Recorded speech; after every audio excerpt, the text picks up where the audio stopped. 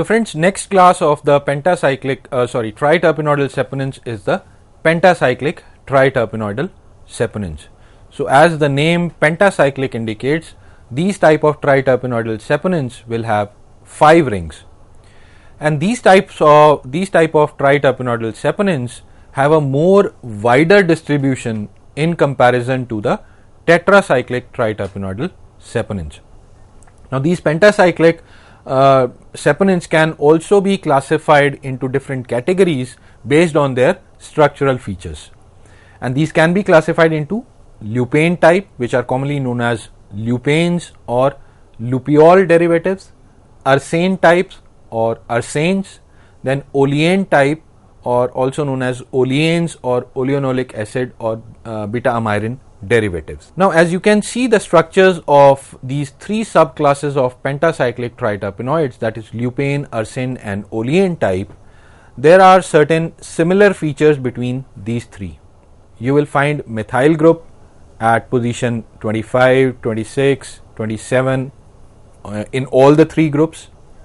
Then there will be 2 methyl groups present at 4th carbon in all the 3 types of pentacyclic triterpenoids. Now apart from common features, there are certain striking differences, and as you can see that lupain has a 5-membered or the pentacyclic ring, that is the 5th ring, whereas oleane and ursane have a 6-membered 5th ring in their structure. Now apart from that, the ursane and oleane type, they have unsaturation in their structure between 12th and 13th carbon, whereas lupain type of triterpenoidal saponins, they do not have any kind of unsaturation in their structure. Now coming to ursane and oleane type, since they have almost similar kind of structure, the only difference between them is the presence of 2 methyl groups at the carbon 20, whereas there is only 1 methyl group is there in case of ursane type. Now we will discuss the oleane type of pentacyclic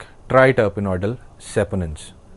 Now amongst these 3 categories of pentacyclic triterpenoids, oleanes are the most frequently occurring triterpenoidal compounds, and more than 50% of the triterpenoids belong to the oleane type of nucleus, or they have oleane type of nucleus. So as I told you, oleanolic acid is the most common example of these types of triterpenoids, and therefore these are also known as oleane type.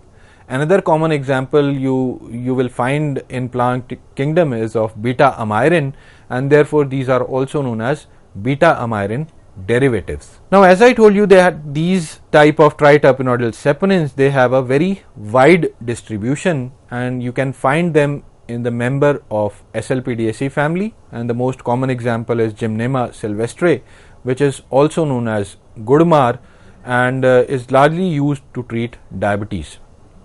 Then we have different glycyrrhiza species belonging to family Fabaceae, and the common example amongst these you can remember is Glycyrrhiza glabra. We have already discussed, it is known as Mullatti. Then Olea europa, that is olive, belonging to family Oleaceae. The bark of Terminalia arjuna or the Arjun tree is largely used to treat various disorders, specifically cardiovascular disorders, and it belongs to Combretaceae family and also contains oleane type of saponins. Then Mangifera species, Mangifera indica, which is commonly known as mango, belonging to family Anacardiaceae, they also contain oleane type of triterpenoidal saponins. Now Gymnemacin A and B are the examples of the oleane type pentacyclic triterpenoidal saponins that have been isolated from the plant, which is commonly known as Gudmar. So as you can see that the sugar molecules, they are largely attached at the hydroxyl group present at the 3rd carbon of the pentacyclic nucleus. Glycyrrhizin is another example of this oleane type of triterpenoidal saponin, and we know that glycyrrhizin is present in the roots and rhizomes of Glycyrrhiza glabra, also known as Mullatti, and the sweet taste of Mullatti is largely due to the presence of this pentacyclic triterpenoidal oleane type saponin, that is glycyrrhizin. Now we move on to the ursane type of pentacyclic triterpenoidal saponin, and these are also known as alpha amyrin derivatives, as these are nothing but the isomeric form of the beta amyrin, and they have a very limited distribution in comparison to the olein types, and these are found in the members of Rosaceae, Aquifoliaceae and Apiaceae. Amongst these three, worth mentioning here is the member of Apiaceae, that is Centella asiatica, which is also commonly known as Gotukola. And we all know that Centella asiatica is an allied drug, or you can say it is also known as Brahmi, or you can say it's a controversial source of Brahmi, though Ayurveda says Bacopa muniera is the true Brahmi, but in certain parts of India, Centella asiatica is also used as a Brahmi, though now it has been established that it is known as Gotukola or Indian pennywort. And Centella asiatica is also used for treatment or enhancing memory. Vis-a-vis, it is also used in treatment of various kind of CNS disorders, specifically anxiety, convulsions and so on and so forth. Now Centella asiatica, as I told you, that it is largely used for memory disorders, and asiaticoside is the example of the ursine type of triterpenoidal saponin that has been found in Centella asiatica, and it is largely responsible for the biological effects of this wonderful plant that is being used for different CNS disorders. The third category of the pentacyclic triterpenoidal saponins is of lupain type, and again these are widely distributed in comparison to ursine type, but in comparison to olein type they have a limited distribution, and they are found in the members of Butylaceae family, and under Butylaceae the members belonging to genus Butyla, they are mainly found rich in lupain type of saponins. Then Rutaceae, you will find these type of saponin in Aegle marmelos, and as I told you that lupain type are also known as lupiol type, because lupiol is one of the most common or widely distributed type of triterpenoid found in the plant kingdom. And here are the other examples of lupain type saponins. Butylin, I would rather not saponin but sapogenins, I will say, butylin and butylinic acid. And the only difference between butylin and butylinic acid is the presence of CH2OH group at 17th carbon in case of butylin, and this CH2OH group is replaced by a carboxyl group in butylinic acid, and both these compounds have been isolated from Betula pendula, which is commonly known as birch tree. So this was how these saponins, glycosides, are classified largely on the basis of the A glycon, because classification on the basis of A glycon is more acceptable and more prevalent, and on the structural differences we can classify these saponins or saponin glycosides into steroidal and triterpenoidal, and further on their structural basis these can be further subclassified. Now we move on to the next part of our discussion, that is the extraction of these saponin glycosides.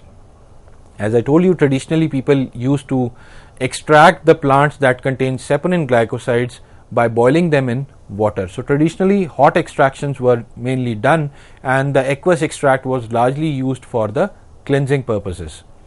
But the major drawback of hot extractions, or if extractions are done in extreme hot conditions or for extended period of times, then such kind of extraction procedures tend to produce certain artifacts. And we have already discussed that what are artifacts. These are the compounds that are not originally present in the plant, but during the processing steps, or which are either during drying the plant material or during extraction of the plant material, if the steps are not properly followed, proper conditions are not maintained, then the original compounds present in the plant, they undergo certain chemical modifications, and such resulting compounds are called as artifacts.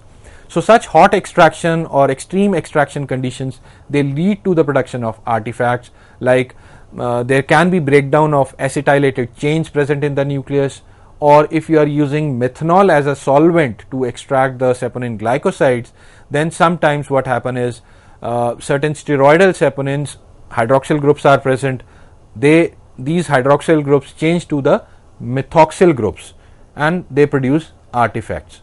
So in order to prevent the formation of certain artifacts, mild extraction conditions are always preferred, and these mild extraction conditions, they help in preventing the hydrolysis of these glycosides, because we know that hydrolysis is the major problem when we are dealing with the glycosidic compounds. irrespective whether it is a saponin glycoside, whether it is a cardioactive glycoside or cyanogenetic glycoside, hydrolysis is the major, I'll say, problem when you have to go for the extraction of the glycosidic compounds. So we have to go for milder extraction procedures in order to prevent the hydrolysis of these saponin glycosides, then to prevent the esterification, which also leads to the production of artifacts vis-a-vis hydrolysis of the ester groups or trans-acetylation of the saponin glycosides. So we can prevent all these types of reactions from happening if we are going for the mild extraction conditions. When I say mild, that doesn't mean that we are not heating the mixture of the plant material as a solvent, but we have to optimize the temperature conditions, we have to optimize the time of the extraction. But in general, cold extraction procedures are preferred when we are dealing with glycosidic compounds, and same is the case in case of saponin glycosides. And when I say cold extraction, that means extractions at room temperatures. So normally the drug is subjected to the size reduction, that is, the drug is cut into small pieces or it is powdered, and then we can extract the drug with the help of certain polar solvents like ethanol, methanol or their hydroalcoholic mixture. Now once the extract is obtained, we can always concentrate that extract under vacuum in order to prevent the hydrolysis of the glycosides at higher temperatures, and we can always concentrate under vacuum. And once we obtain the concentrated extract, we can suspend that in minimum volume of water and subject that aqueous suspension towards liquid-liquid partitioning. And in liquid-liquid partitioning, we subject this or we expose this aqueous suspension to different solvents in increasing order of the polarity. Say for example, we first treat the aqueous suspension with hexane or petroleum ether. By doing this, we are removing certain interfering substances such as lipids, waxes or pigmented materials like chlorophyll. Now after hexane or petroleum ether, we can subject the aqueous extract towards medium polar solvents like chloroform. Now treating with chloroform will further remove other interfering components which are more soluble in chloroform. Then followed by chloroform, we can use N-butanol, and it has been found that majority of the saponins or saponin glycosides, they shift to the N-butanol fraction or the N-butanol layer. Now while doing this partitioning, or I will say successive partition in increasing order of polarity, we are partially purifying the extract, or we are concentrating a fraction that is rich in saponin glycosides. Now once we get a fraction that is rich in saponin glycoside, to that fraction, whether it is an N-butanol fraction or an aqueous fraction, the remaining aqueous fraction, what we can do is we can add diethyl ether or acetone to that fraction. Now by adding diethyl ether or acetone, we are decreasing the overall polarity of that particular fraction, and when we decrease the overall polarity, that will cause the precipitation of the saponins, because saponins are soluble in saponins are more soluble in polar solvents. So they are insoluble in ether or acetone. So as we add acetone or diethyl ether, they will start getting precipitate.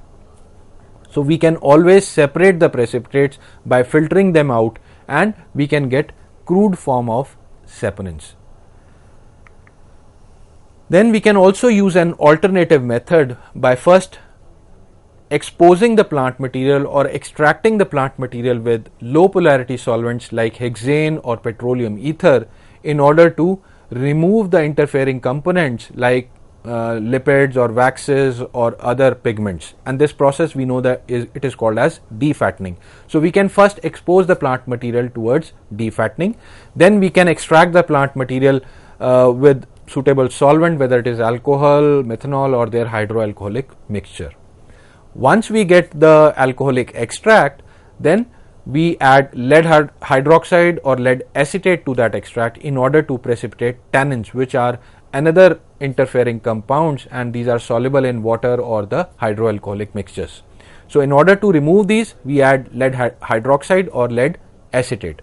So we filter off these precipitates and then we use the extract, we concentrate that filtrate or the extract, we again suspend that extract into water, and we can perform the liquid-liquid partitioning, which I already discussed in the normal extraction method. So after liquid-liquid partitioning, the rest of the steps are same. So once we obtain the saponin rich fraction, we add acetone or diethyl ether to it in order to precipitate out the saponins.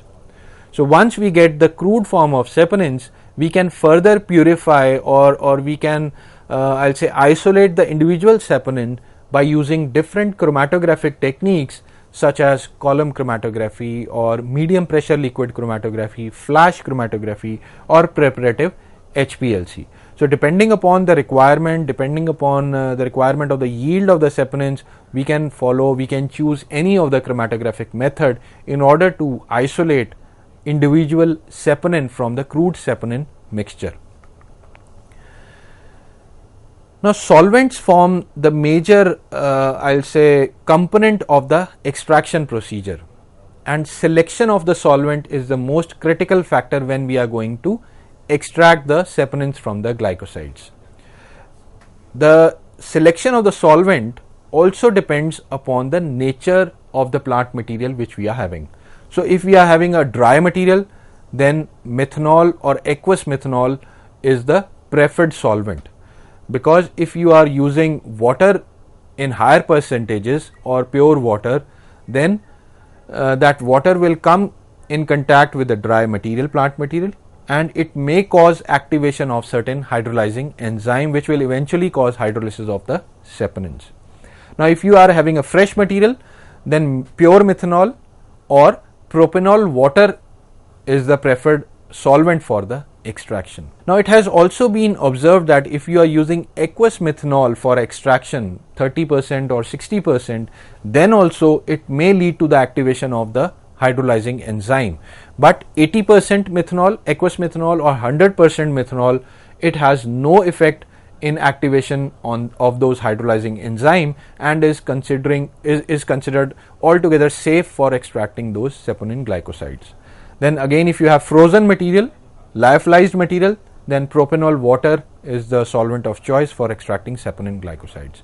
Now water, as I told you, is never preferred to extract saponins, though traditionally it was used, but until and unless you have specific saponin glycosides which are soluble in water, then water is normally, then you can obviously use water, but otherwise normally methanol or the ethanol or aqueous mixture of methanol or ethanol are preferred over pure water to extract out saponins, for obvious reason that pure water leads to hydrolysis of saponin glycosides. Now for extracting saponins, we can always use different extraction techniques like maceration, soxylation. We can also use modern techniques like microwave assisted extraction, ultrasound assisted extraction, or supercritical fluid extraction, and explaining all these techniques will be beyond the scope of this lecture. Obviously I'm going to discuss these techniques in detail when I'll discuss the extraction techniques in my future lecture. So I'll just highlight that you can always extract saponins by using any of these extraction techniques. Now there are different factors that will affect the overall extraction yield of saponins. Extraction solvent, as I told you, it's the most critical factor, and we have already discussed how you have to go for the selection of a solvent when you have to extract the saponin glycosides. Then extraction conditions like pH. If you are extracting the glycosides under acidic pH, obviously you are exposing them towards hydrolysis, and majority of the glycosides will hydrolyze under acidic pH. So you have to maintain an optimum neutral pH in order to extract saponin glycosides. Then time of extraction. Time and temperature go hand in hand. If you are extracting for longer duration with say aqueous solvents, then obviously you are always increasing the chances of hydrolysis. Vis-a-vis if you are extracting the plant material at higher temperatures than the temperature what is required for extraction, then obviously you are increasing the chances of hydrolysis of saponins. If you are extracting the saponin glycosides at higher temperature for longer duration, then also you are increasing the chances of hydrolysis of those glycosides. So optimum temperature and optimum time period should be there for extraction of these glycosides. Then solvent to feed ratio is another important factor, because sometimes what happens is we take 1 kg of drug and we hardly use 100 or 200 ml of the solvent. So depending upon the amount of the plant material you want to extract, you have to use sufficient volume of the solvent, because if you are using less volume of solvent, incomplete extraction will be there, yield of saponins will be less. If you are using excess amount of solvents, though yield will be better, but the overall process will become uneconomical. Vis-a-vis large amount of usage of solvent is also not preferred because of environmental constraints. Then properties of feed material also have impact on the extraction procedure, and properties like composition of the plant material, whether soft part of the plant material is used or the hard plant material is used.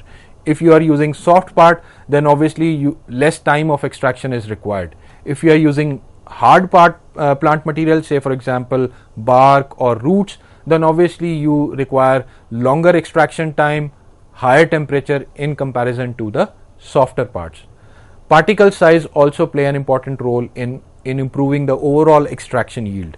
Lesser the particle size, more the surface area, more drug will come in contact with the solvent, better will be the extraction yield. But if you decrease the particle size beyond a particular limit, then these particles tend to agglomerate with each other and lumps of these drug powder will be formed, and these lumps will prevent the penetration of the solvent into the particles, thereby decreasing the overall extraction yield. So one has to have optimum particle size, and depending upon the composition you decide optimum time, temperature and the solvent to feed ratio for extracting saponin glycosides. Now we move on to the chemical test for saponins, and there is a standard foam test in order to detect the presence or absence of the saponin from a given plant material. So the powdered plant material is extracted with water, then the extract is filtered and the filtrate is stored under refrigerated conditions. Then 5 ml of that extract is taken, and to that extract 5 ml distilled water is added, and the mixture is shaken vigorously for 2 minutes. And we know that saponins have a tendency towards froth formation. So if you get a persistent froth which stands for at least 15 minutes, that will indicate the presence of saponins. Or if you add a few ml of olive oil to that mixture and you again shake, the formation of emulsion will indicate the presence of saponins in a given plant material. Now apart from the standard foaming test, another test named as foaming index is largely used for the saponin glycoside containing drugs, and it also helps in assessing the quality of such plant material. And in this test what we do is we take 1 gram of the herbal material and we extract it with 100 ml of boiling water in a 500 ml flask. Now this extraction is done for 30 minutes, and once the extraction is over, we filter the extract in a volumetric flask and make up the volume with distilled water to 100 ml. Now we take 10 test tubes, stoppered test tube, and label them 1 to 10, and we pour the decoction which we have prepared, or the aqueous extract which we have prepared, in those test tubes in the portions 1 ml, 2 ml, 3 ml and so on so forth up to 10 ml.